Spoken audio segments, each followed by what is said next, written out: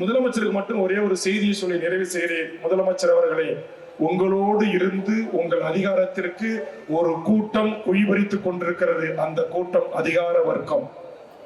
ஒரு அதிகார வர்க்கம் முழுக்க முழுக்க நான் பகிரங்கமாக குற்றம் சாட்டுகிறேன், உங்களை தவறான பாதையில வழிநடத்துறாங்க. அதனாலதான் இந்த நாட்டுல போராடுகின்ற பல்வேறு பிரிவு, தலாமால இருந்து ஒப்பந்த தொழிலாளர்கள் இருந்து, டீச்சர்ஸ்ல இருந்து, நம்முடைய செவிலியர்கள் இருந்து எல்லா பிரிவு மக்களுடைய உரிமைகள் இன்னும் தீர்க்கப்படாமல் இருக்கிறது.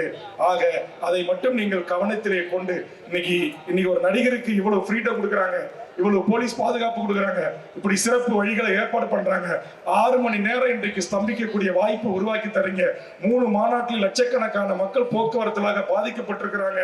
ஆனா இதையெல்லாம் நீங்கள் அனுமதிக்கிறீர்கள் என்று சொன்னால் நாங்கள் மோடியின் மீது மட்டும் சந்தேகப்பட முடியாது, உங்களை சுற்றி நிற்கிற அதிகார கூட்டத்தின் மீதும் நாங்கள் சந்தேக கண் வைக்கிறோம்.